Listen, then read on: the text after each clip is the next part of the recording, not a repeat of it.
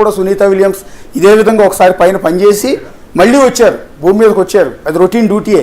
మళ్ళీ తర్వాత రెండోసారి మళ్ళీ పైకి వెళ్ళారు. అప్పుడు కూడా పెద్దగా ఎవరు పట్టించుకోలేదు. కానీ ఎప్పుడైతే ఆమె రిటర్న్ అయ్యే టైంలో రావాల్సిన క్యాప్సూల్లో హీలియం లీక్ అయ్యి టెక్నికల్ ప్రాబ్లం వచ్చింది అని తెలిసిందో అప్పటి నుంచి యావత్ ప్రపంచం దృష్టి సునీత విలియమ్స్ మీదకి మళ్ళింది. అప్పటి నుంచి ఆవిడ్ని భూమి మీదకి తీసుకురావడానికి చేసిన ప్రయత్నాలన్నీ కూడా బ్రేకింగ్ న్యూస్ అయ్యాయి. సో సునీత విలియమ్స్కి ఎందుకు ఇంత ఆదరణ, సునీత విలియమ్స్ గురించి ఇంత పెద్ద స్థాయిలో మనం ఎందుకు డిస్కస్ చేసుకోవాల్సి వచ్చింది అంటే గతంలో జరిగిన ఒక విషాదాంతం. గతంలో మరో భారతీయ మహిళ, ఈడన్నా కనీసం ఆరిజిన్ భారతదేశం, కల్పనా చావ్లా అయితే డైరెక్ట్గా భారతీయ మహిళ. ఆవిడ ఎంతో ఇంట్రెస్ట్తో నాసాకి వెళ్ళారు. ఇదే విధంగా స్పేస్ స్టేషన్లో పనిచేసి తిరిగి వచ్చే టైంలో ఆమె ప్రయాణించిన సేమ్ ఇప్పుడు ఏదైతే సునీత విలియమ్స్, బొచ్ విల్మోర్ వీళ్ళిద్దరూ ఏదైతే క్యాప్సూల్లో కిందికి దిగారో అదే టైప్ ఆఫ్ క్యాప్సూల్లో వాళ్ళు దిగొస్తూ ఉండగా దాని పేరు కొలంబియా అండి. అది స్పేస్ షటిల్ అండి. అది space shuttle, sorry space shuttle. ఆ స్పేస్ షటిల్లో తిరిగి వస్తున్న క్రమంలో అట్మాస్ఫియర్ టెంపరేచర్ ఎక్కువైపోయి అది fuel. Space షటిల్లో Sunitha Williams Kalpana Chawla భూమి మీదకి తిరిగి వస్తున్న సమయంలో అది ఆకాశంలోనే పేలిపోవటం, అక్కడ నుంచి కనీసం అసలు కల్పనా చావ్లా బాడీ పార్ట్స్ కూడా ఎవరికి దొరకలేదు కదా. ఎదురుగా మీరు స్క్రీన్ మీద కూడా చూడొచ్చు. ఒకసారి కల్పనా చావ్లాని ఈ సందర్భంగా మనం గుర్తు తెచ్చుకోవాలి. ఇవాళ సునీత విలియమ్స్ సేఫ్గా వచ్చినందుకు మనందరం గర్వపడుతూనే సంబరాలు చేసుకుంటూనే ఒకప్పుడు ఇదే విధంగా బలైపోయిన, లేకపోతే దేశం కోసం ప్రపంచం కోసం తన ప్రాణాలు అర్పించిన కల్పనా చావ్లాని, మన భారతీయ మహిళను కూడా గుర్తు తెచ్చుకోవాలి. కల్పనా చావ్లా అంతరిక్ష ప్రయాణాల ప్రస్తావన వచ్చినప్పుడల్లా ఈ పేరు వినిపిస్తూనే ఉంటుంది. సునీత విల్మోర్ అంతరిక్ష కేంద్రంలో చిక్కుకున్నప్పటి నుంచి కూడా కల్పనా చావ్లా పేరు మళ్ళీ తెర మీదకి వచ్చింది. అప్పుడు విషాదాన్ని గుర్తు చేసుకుంటూ ఉన్నారు సైంటిస్టులు.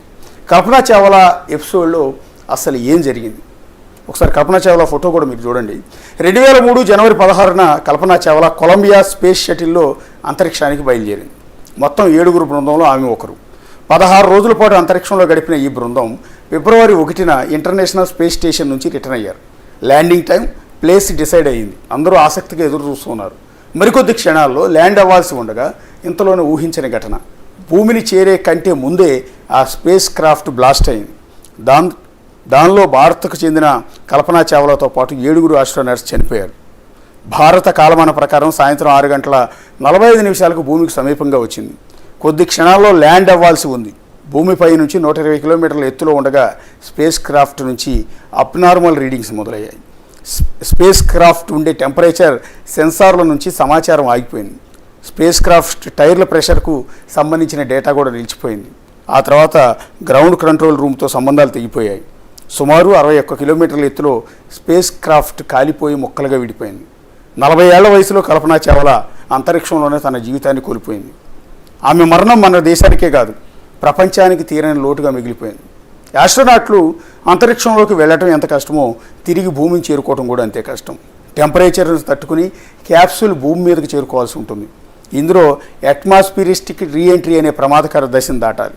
ఇందులో హీట్ షీల్డ్స్, పారాచూట్స్, నావిగేషన్స్ కీలక పాత్ర వహిస్తాయి. స్పేస్ క్రాఫ్ట్లు భూమి మీదకి తిరిగి వస్తున్నప్పుడు మండుతూ ఉంటాయి. క్యాప్సూల్ వచ్చే వేగానికి కొన్ని వేల డిగ్రీల ఉష్ణోగ్రత నమోదవుతుంది. హీట్ నుంచి కాపాడేలా హీట్ షీల్డ్స్ను తయారు చేస్తారు. భారీ ఉష్ణోగ్రతను తట్టుకుంటూ ఇవి క్యాప్సూల్ని కాపాడతాయి. ల్యాండింగ్ సమయంలో పారాచూట్స్ కీ రోల్ పోషిస్తాయి. క్యాప్సూల్ వేగాన్ని తగ్గించి భూమి మీదకి చేరడంలో సహాయం చేస్తాయి. వీటన్నిటికీ నావిగేషన్ తోడే స్పేస్ క్రాఫ్ట్ను ల్యాండింగ్ చేస్తాయి. వీటిలో ఏది పని చేయకపోయినా కూడా ప్రమాదమే. కల్పనా చావ్లా ఘటనలోనూ ఇదే జరిగింది.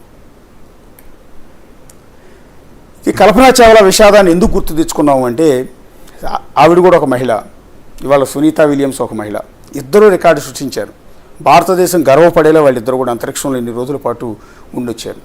కానీ సునీత విలియమ్స్ రెండోసారి కూడా భూమి మీదకి చాలా సేఫ్గా చేరారు. కానీ కల్పనా చావ్లా మాత్రం తన ప్రాణాన్ని ప్రపంచానికి, అంతరిక్షానికి అర్పించింది. ఆమె చేస్తున్న విధి క్రమంలో, ఆమె తిరిగి వస్తున్న సందర్భంలో ఆవిడ ప్రయాణించిన స్పేస్ షటిల్ గాల్లోనే బ్లాస్ట్ అయిపోయింది. ఆవిడ శరీర భాగాలు కూడా బహుశా కుటుంబ సభ్యులకు దొరికే అవకాశం లేదు. ఇప్పటికీ కూడా మీరు గూగుల్లో వెతికినా, యూట్యూబ్లో చూసినా, ఎక్కడ చూసినా కూడా ఆనాడు కల్పనా చావ్లా భూమి మీదకి తిరిగి వస్తున్న స్పేస్ షటిల్ బ్లాస్ట్ అయిపోయి అక్కడ నుంచి నిప్పు కణికల మాదిరిగా భూమి మీదకి దూసుకొస్తున్న దృశ్యాలు కూడా చాలామంది కనిపిస్తూ ఉంటాయి.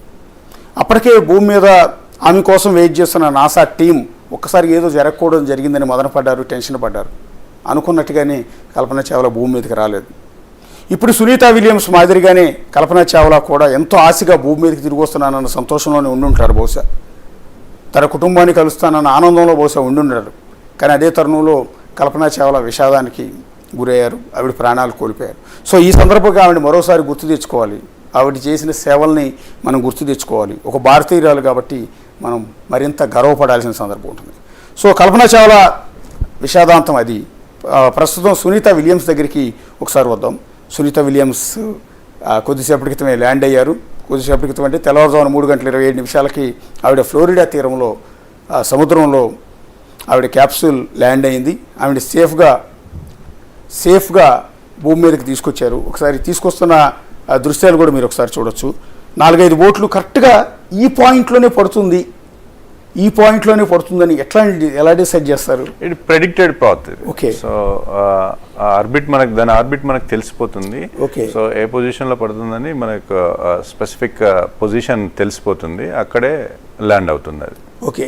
ఇప్పుడు ఎంత బరువు ఉంటుందండి? చాలా ఈజీగా దానికి